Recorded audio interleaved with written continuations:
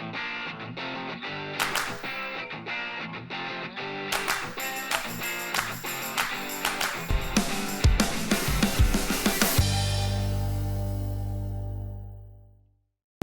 to this episode of Japan's Top Business Interviews. I'm your host, Dr. Greg Story. My special guest today is a fellow Rotarian from my Rotary Club, Tokyo Rotary, and I'm really pleased to have Thorsten Pohl from Boehringer Ingelheim as my special guest. He's the President CEO of Japan. Welcome to the show.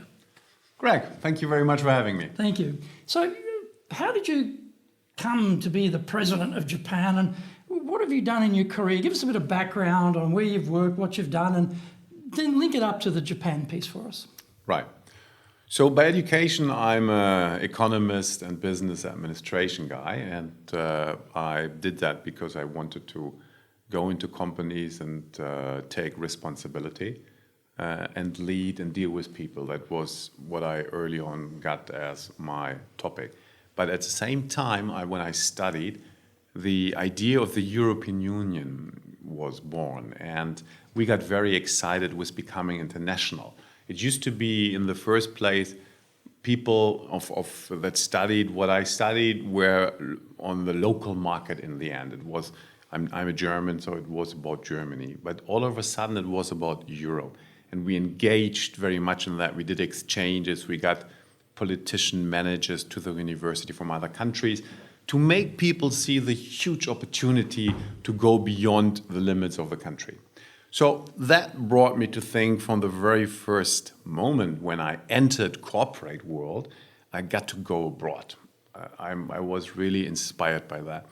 And for that reason, I went to Boehringer Ingelheim. By the way, it's a pharmaceutical company, and I was tempted for a while to go to soft drinks or something. But then I found, because I'm a marketeer, and these companies, fast-moving consumer good companies and soft drink companies, they do marketing very well, and I thought that's a good school. But then I noticed actually, there are nicer things in life than selling, let's say, soft drinks, and really I got hooked up of the idea to sell pharmaceuticals to help people to get healthy again and to get really engaged in health and people's lives. So I think there was an additional motivator to come to Boehringer Ingelheim. And then, is that part of the culture of the company to stress that, because pharmaceutical companies are huge companies, they R&D costs are enormous, but also the returns can be very big. So there's always that little bit of tension between making sufficient money to do the research, to introduce the pharmaceutical products, and the helping people part. So did you find when you joined the company that culture that they'd sort of created around the right emphasis was the good one for you? Well, I think our company is special because it is a family-owned company. It's the biggest family-owned pharmaceutical company, and it still breathes today the values of the founder, and these are entirely human-centric. So we really have the human, the patient, of course, and the employee in the center of what we do. And it's not just a slogan you put to the wall. You can see it in every corner in the company. That doesn't mean that we need to grow sales and we have to have profits, of course. But the angle we look at that is different to many other companies that I have observed. And in our industry in general, in my company, maybe it's strongly pronounced, but in general, if we are successful and make money, that means that we have something to offer where there's a need for patients. And the bigger your offer to fulfill the need, or if you come with something really innovative where there was nothing, the better your offer for the patient, the more likely you're going to be successful and make money. So it's really a cool combination, I think, because you find out a good product that is really needed to help patients, and then that drives your success also as a company. So you've been with the company straight out of university, right the way through then? Yes, kind of. Yeah, that's pretty rare actually these days, I would say. No? Yeah, it's getting less and less. Actually, in our company, it's not so unusual. Not so unusual. No, it's. I have many colleagues that kind of entered the company with me many years, decades ago. So the company offered me to go to abroad almost immediately. and that's the reason why I picked this company. About the human values, I found out later. This is not immediately visible to you, but the opportunity, the worldwide marketplace that we are working at, that was visible. And I started like a year or so in corporate to get basically oriented, what's it about, etc. And then I went off to my first country, which was in Brazil. And I started there as a pharmaceutical rep, was carrying the bag and making my first experiences. And So how good's your Portuguese then? yeah, it works. The problem is my Portuguese, I can understand it very well. If I speak, more Spanish comes out, because after that I have been working for years in Spanish environments. So that is very dominant and they are very close. So speaking is not so good, but it works. And I was there for 4 years, and it worked out well. It was very easy for me to be a very good rep, because I stood out, and were not so many taller, blonde. At that time I had lots of blonde hair, so it was visible. I stood out of the crowd, so the doctors that I visited, my clients, or from far away, just called, "Oh, the German is coming," and then I had access. And that was unfair advantage to become a good rep, and then I could succeed and was a junior product manager, group product manager, and then I left Brazil.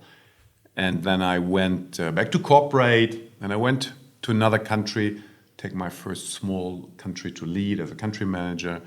And then I went back to corporate and back into a country, and it was a little back and forth. That's what we do. We send people to countries to lead the country or whatever, lead R&D in the country or medical or what have you. And then we want to have them back as well to make sure they're at the latest level of strategy tools, the way how we do things, and then go out again. That's So how we do it. when the company says, right, Thorsten, Japan, we want you to go to Japan, how is your first feeling about that?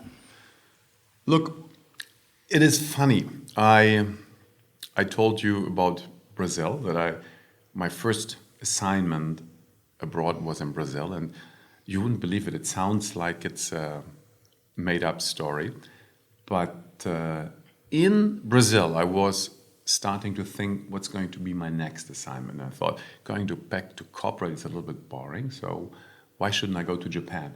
And Why did you think about Japan when you're in Brazil a couple of years into your job? Where does that Japan thing come from? Yeah, it's very simple. It's not a big philosophical Asian thing.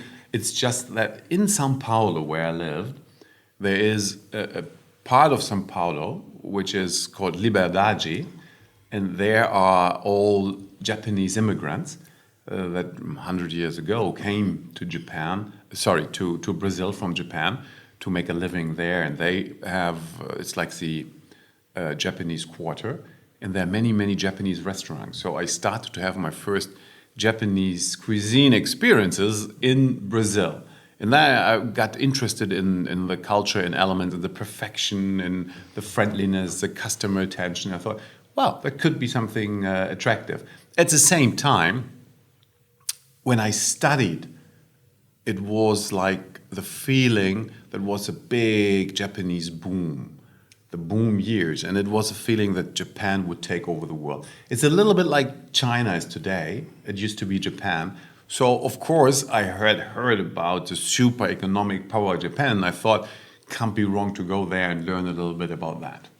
But it took quite a while to get there, though.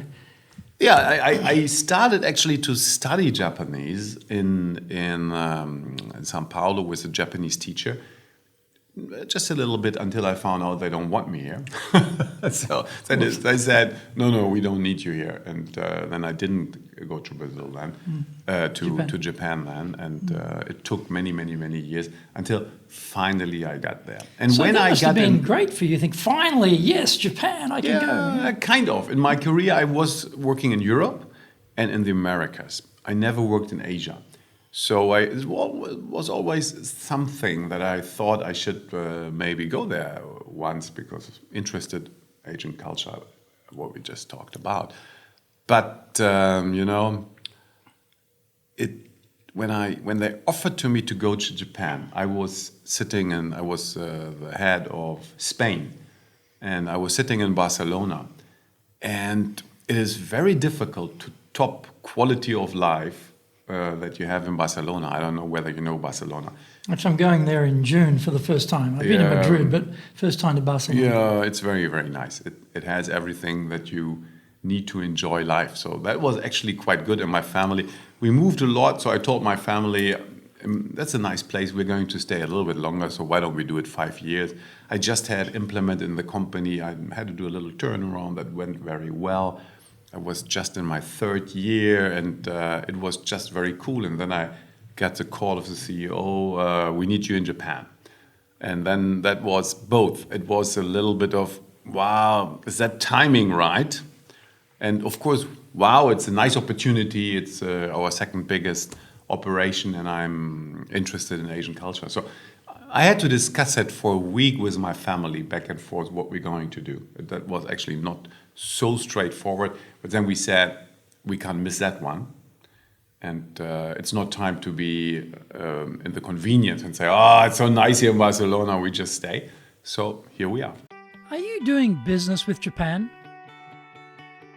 Do you really know how things work? Japan Business Mastery provides the answers. Do you have the right networks and know how to create them? Do you know how to get on the same wavelength with Japanese buyers? Do you know what being trustworthy looks like from the Japanese perspective? Japan Business Mastery is based on more than 30 years' experience in Japan and will become your go-to guide. Want to succeed in Japan? Buy Japan Business Mastery now. When you think about, you've managed businesses in different countries with, lots of variety, and then you come to Japan. What were some of the differences that you found when you got here around leading? Yeah. There are some obvious things where you see there's a bit of a difference in terms of hierarchy. People are a little bit more hierarchical in Japan than you see that in other cultures or in many other cultures. And people don't speak up so quickly because they rather wait and listen and might feel that their opinion is not so important. So in expressing themselves, making their ideas visible, Americans, for instance, are of course open and sharing their ideas and are convinced of their ideas. Japanese take it a little bit slower and don't come forward so much. I think that is, from a business perspective, one of the bigger differences we have to work with, and we have to see how we can actually take advantage of one element and maybe improve behavior in other elements to suit our business needs. And it's really about what suits best the business culture, the business need that we have to be agile, to be innovative, to be competitive in the market. Because of course, we are talking here about stereotypes. This is stereotyping the Japanese and the Americans and the Germans, and that doesn't exist. There is no this average, of course. Everybody is different, all are individuals. But there is a tendency to find certain behaviors more here and there. And we look at it that, of course, we have a lot of respect for the culture in any country that I'm operating. I think Japan is a marvelous, very old culture we can learn a lot from. So I have a high respect for the Japanese culture.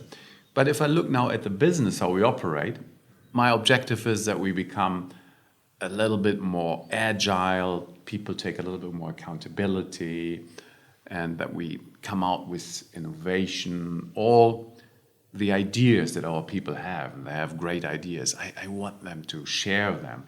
We want them to make them work in the business. That is very important for us. And we invite them in the end to share their great thoughts, opinions, and ideas with the rest of the employees. So this is what we want to achieve.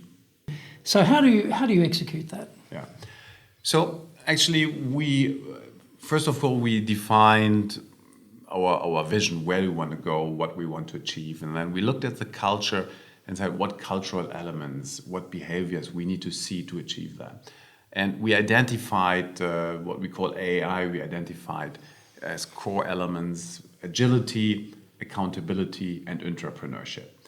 And we developed these behaviors, what that means, why that is important for our business objectives, what we want to achieve with that.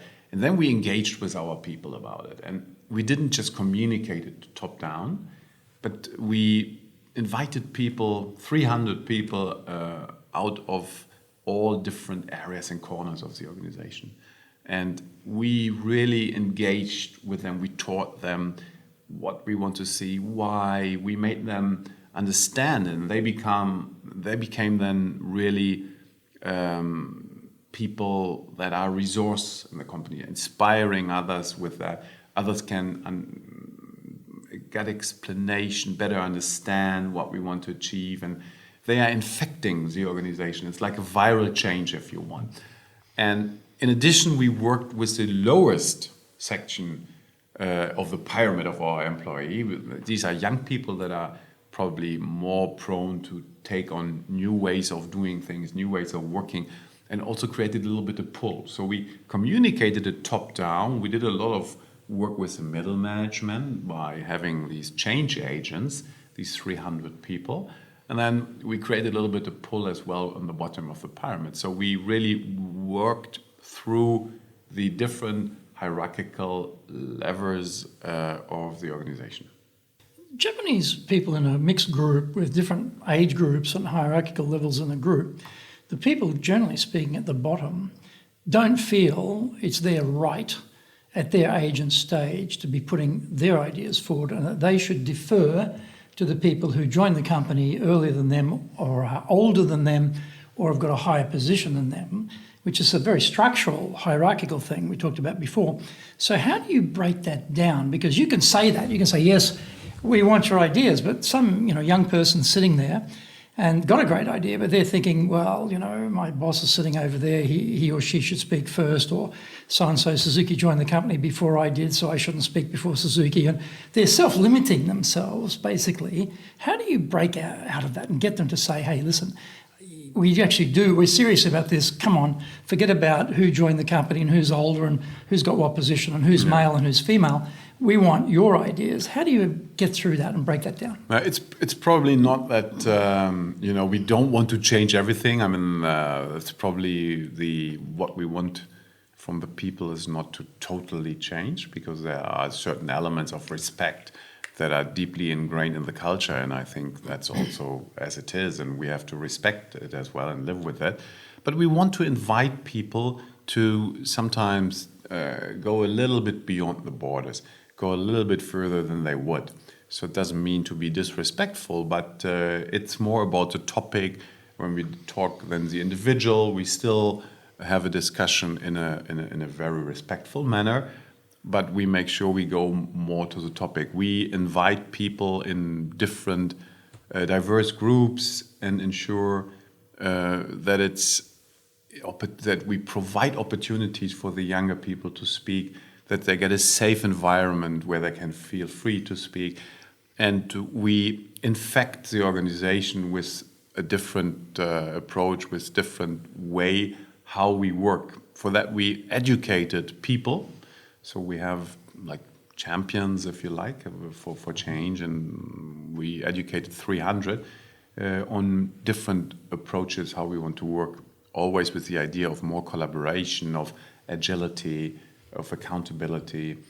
And so these people then are everywhere in the organization as a resource, as somebody who motivates, who encourages, inspires, in order to bring a different way of working into every corner of the company.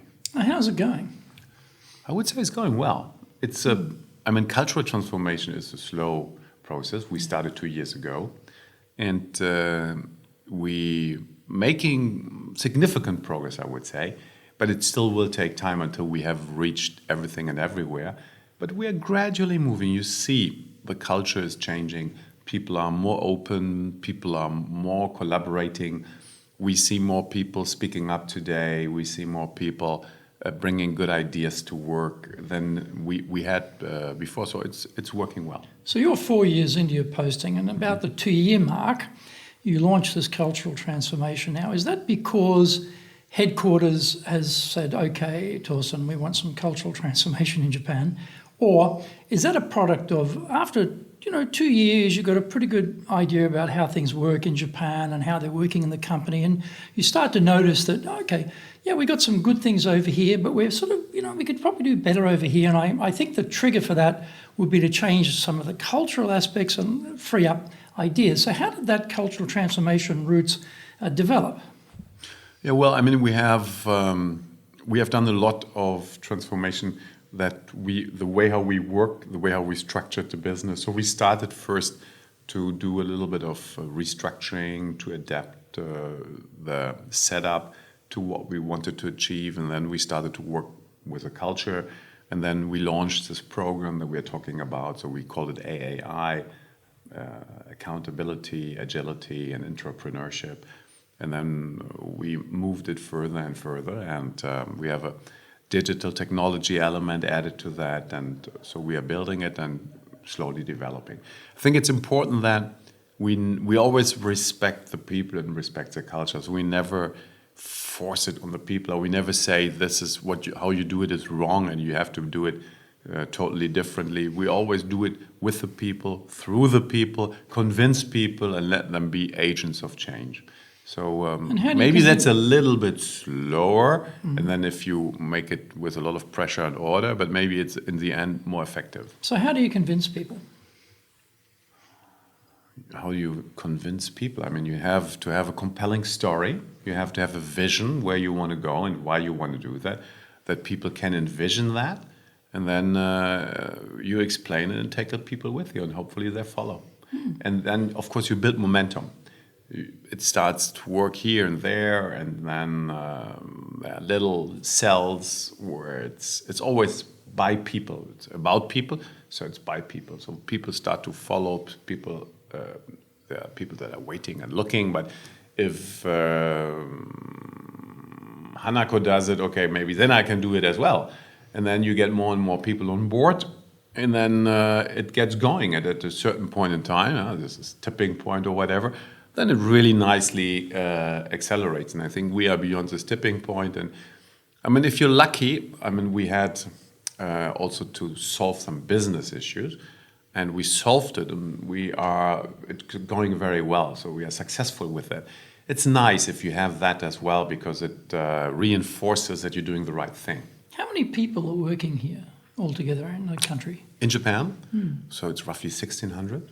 That's a big workforce. So, in any organization, often you get the top leadership all on board, everyone gets it, we're clear.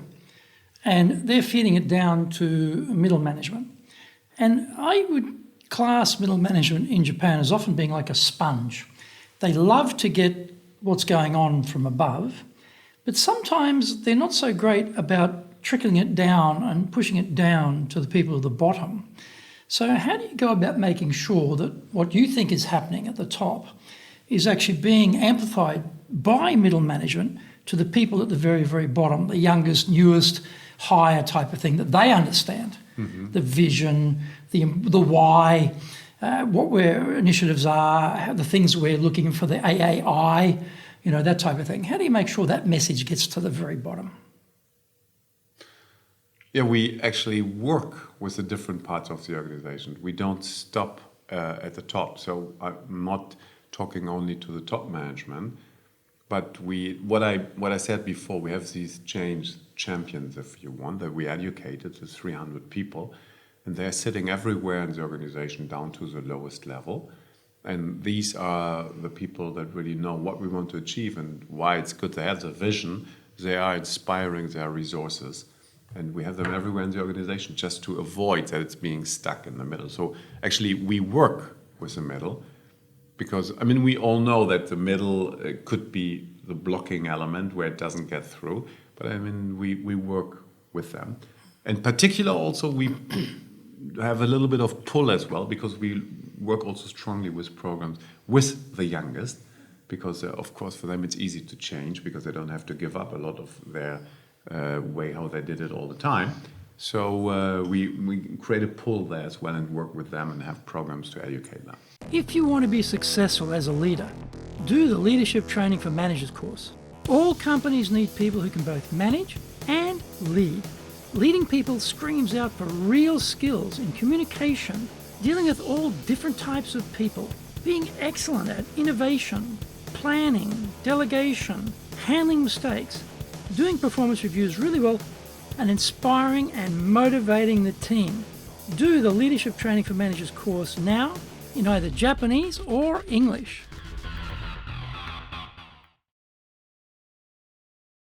So one of the things that often happens when you have any sort of initiative about change, companies, big companies have their employee satisfaction surveys or their engagement surveys, and they do them on some regular basis. And then sometimes when these big organisations have these, you have global results come back and, Europe, America, South America all looking fantastic. And then APAC not looking so fantastic. The numbers on engagement scores look quite low. And the very bottom of APAC, you've got Japan. And so headquarters looks at this and thinks, well, obviously whoever's running Japan's not doing a good job because look at these scores. And you get a bit of pushback from headquarters on these scores. And have you had that, and have you had an experience where the change could actually trigger an improvement in the scores or actually a more negative score as people don't like change? How has that sort of worked out for you from that engagement point of view? Mm-hmm. Yeah, of course, we're also doing surveys, and luckily, it turned out to be very good. So apparently, people in the surveys, we look at also the things that we address in the change, how agile we're working together, do you trust your leadership, all that stuff, right? And people had been very positive. So it was already a rather good score that we got recently. But if you look at, and some companies do that, some providers offer that. If you have how do we call it? You calibrate it with the local database.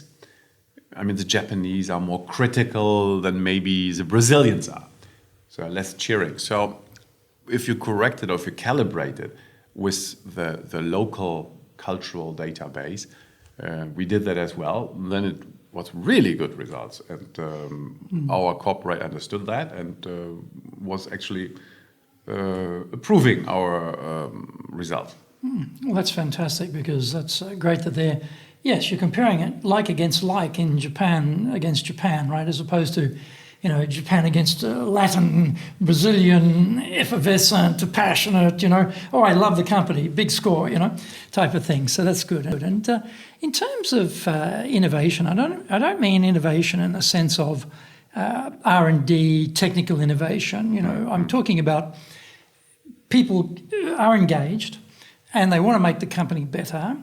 And you've got your 300 scattered throughout the organisation. What other things are you doing to try and become more agile and more accountable, and more entrepreneurship oriented? What other things are working for you? Actually, Greg, that is what I've just said. So nothing beyond that, so that sort of covers it? No, this is basically it. I mean, this works very well, and it's building up, so there are no additional things. This is also important. I mean, of course, we continue to educate the people, right? And we look at additional elements to make sure we build things like understanding the bigger ecosystem. We look at technological change, how that affects our work, etc., and continue to educate people. We're looking at elements of emotional intelligence. So there are elements where we offer our people opportunities to learn more and to educate themselves. But in the end, it is the program that we are running that I've just said, and it's important from our perspective that we don't invent too many things. So we believe you have to be steady as well if you want to have a cultural change. So the vision is clear, and it's a global vision that we actually have and that we are going after. And from there, we understand what we should do to work towards that and where we can improve and get better, stronger, more competitive. And that's what we work, and we keep it with the same things, penetrating further, better understanding, better collaborating, and take it step by step. We don't reinvent the thing every half a year or even every year, because we believe it's important to be consistent. And do you take, like, you had that first 300 that you talked about, and you spent Yes. a lot of time, sort of game changer type of individuals scattered throughout the levels of the organisation. Yes. Do you think to then say, okay, let's do the next 300 or let's do another 100 and try and increase that number, or you just stick with that 300? No, we stick with that 300, and because in the end it needs to be also all the managers and the middle managers that need to lead the transformation, and 300 is a resource that can be used for that, but we don't want to educate all the organization. It needs also to happen then via working with it, living it, inspiring others. It needs to become a natural element in our culture, not only something out of the classroom.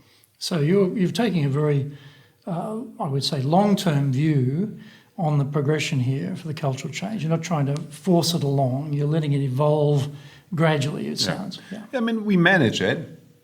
It's not like we don't look at it to do the right things to keep it going. But we believe cultural change needs consistency and needs a little bit of a horizon. You don't change a culture unless you have a very, very burning platform and change many, many people. You don't do it in a day, so it takes some time. Stability there. And so talking about a question of trust, because any culture, any company, anywhere around the world, if the trust isn't amongst the colleagues with each other, then cooperation's not there. If the trust isn't with the leadership, then they don't care about the vision, they don't care about the direction because they don't trust it. So how have you found, coming from a European background, having run countries in Europe, etc., to then get the trust of the local Japanese team, as you're a new boss anyway, there's always that newness, Yes. but also to get that trust to get behind what you wanted to do here? The trust of the people is something that you have to earn, being very consistent. I think it's important that you get predictable, that they understand you, that you talk a lot, explain yourself, you do what you say, you walk the talk.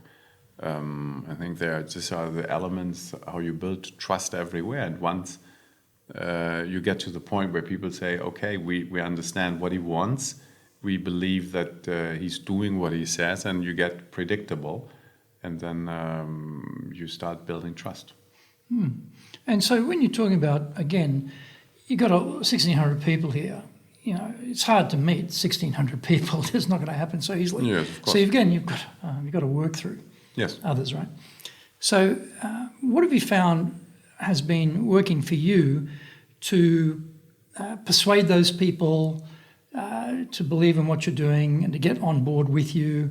Because, Japanese are very good at saying yes, yes, yes, but then not being accountable and not executing. You think it's happening and you think, oh, everyone has agreed, that's good, we're all on board, great. And then a few months later you realise, hang on a minute, what happened about that project, And nothing happened. And you start to realise, well, hang on a second, something didn't quite work out as I expected. Have you had that experience, or were you able to actually get people to execute on the things that you wanted?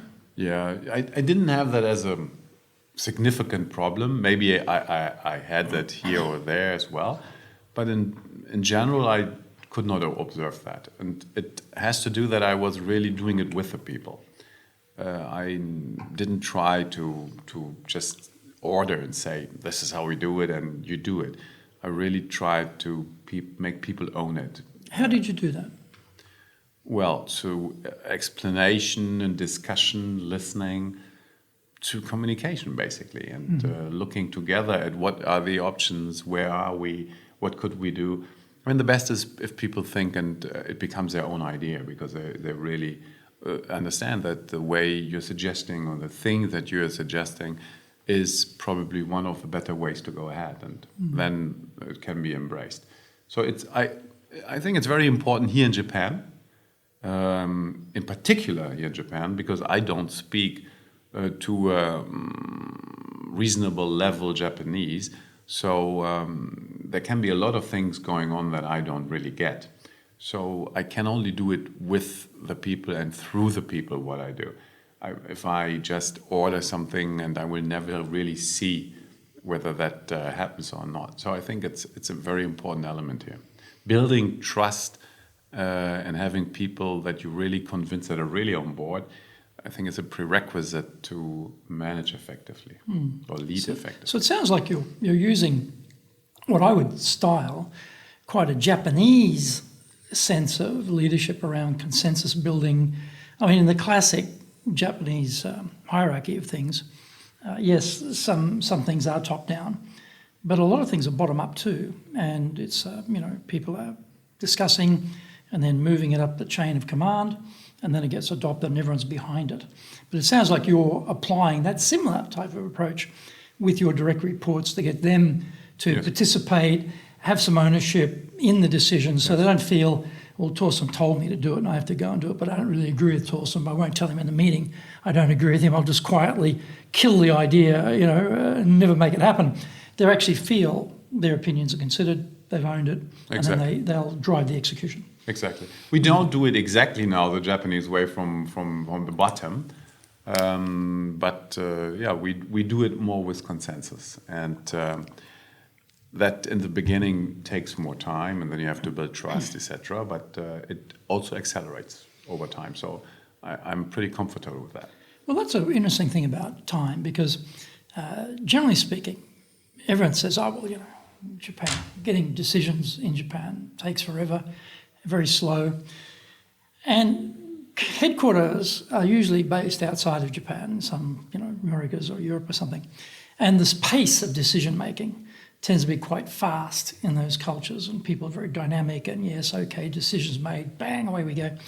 So do you ever find a tension between headquarters expectations around how fast things will happen in Japan with the sort of Japanese decision making is a little bit slower, and there's a bit of a conflict there?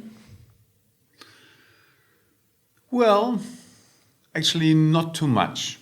I think we are quite agile. We're working since almost the very beginning to get more agile. And I mean, what is agility? I think you have to be aware of what's going on, understand, and then make quick decisions and implement quickly. And we're trying to work down that path. And I don't think that we are so slow. And maybe we are not the fastest, but it's okay. It's within the range of what is acceptable for our colleagues from corporate. Pretty good.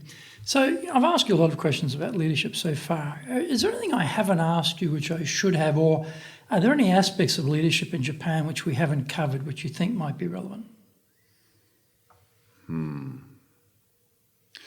Sometimes I meet people that say that people here in Japan are not emotional, or it's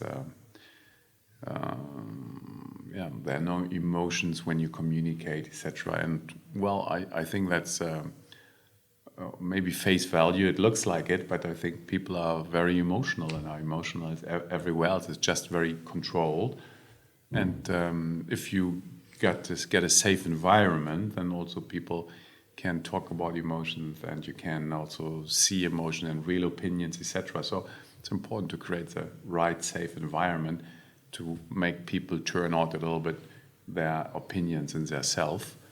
Otherwise, it's just more control. So what I said at the beginning, the stereotype, the Japanese and the Germans, etc. I think we are actually not so far away with everything and what really moves us as human beings. So we tick in a very similar way all. It's just then how we express it. There's a difference. But and if we consider that, so cultural differences can be nicely bridged. So if we were thinking about giving some advice to, someone's like you, they're going to be sent to Japan on a posting, usually between 3 and 5 years, because of the tax situation. After 5 years, you've got to leave, unless you want to have your entire global assets taxed by the Japanese tax department. and you're going to give them some advice based on your experiences here over 4 years and what you've seen and what you've done. If you're going to pick up, say, 3 pieces of advice you'd give someone new to Japan, about to go or just arrived, what would be some advice you'd give them? Oh, I can't give really big advice because I think everybody needs to make their own experiences. And as I said, I don't think that the differences are so huge, but I mean, it's like with many cultures. Listen, watch, try to understand people, build relationships with people and see things through their eyes and be patient, but also say what you want and make people understand how you want to lead, but try it with them, I would say, not against them. And then it can be working out in Japan like anywhere else. Well, thank you very much. This has been a Thank fascinating journey through your leadership years here in Japan. Thanks, Greg. Well, thank you for joining Japan's Top Business Interviews, and we look forward to seeing you in our next episode.